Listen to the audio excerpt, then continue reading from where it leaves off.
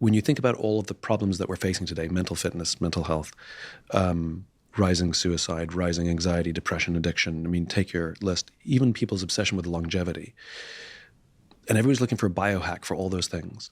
And there's one biohack that's better than all of the things that we're trying, which is friendship. People with close friendships are healthier, they live longer, they have better coping mechanisms, which means they better deal with stress. And I'll give you an amazing thing. So there's a very famous experiment that was done, I think in the 60s. All of our sort of understanding of addiction is based on this study. It's basically they put a rat in a cage and they gave it plain water or they gave it water laced with drugs. And it tasted both. It got addicted to the water laced with drugs and eventually drank that water until it died, right? And so this became our understanding of addiction. Many years later, not that long ago, another scientist said, hold on, there's a problem with this experiment. A rat, like a person, is a social animal. And you took this social animal and you put it by itself and then offered it drugs. So you created loneliness and then you offered the drug, right? If you want to make it a good experiment, you have to create the right context. So what it did, they created something called Rat Park, where basically what they did is they created a new cage filled with things to do and mazes and wheels and other rats, and they were social.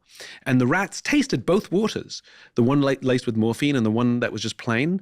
They drank enough of the morphine-laced one to get addicted, and then they stopped. It diminishes how much they drank, and they only drank the plain water. So basically, when you have healthy relationships, we are less likely to become addicted. When we are lonely, we are more likely to create addiction, right? Friendship is the thing that actually protects us. And then if you look at, even if you do become addicted, right? Let's take the worst case scenario. So let's look at alcoholism, right?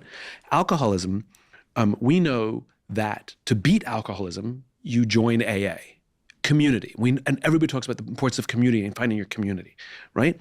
But Alcoholics Anonymous knows that there's these 12 steps, and if you master 11 of the 12 steps, the disease is probably going to get you. But if you master the 12th step, the final step, you're more likely to overcome the disease. So what's the 12th step? The 12th step is to help another alcoholic, to become someone's sponsor. In other words, to become a friend. In other words, community, you find community, but then the final step of beating the disease is a friend, where you replace the community with a friend, and you have both.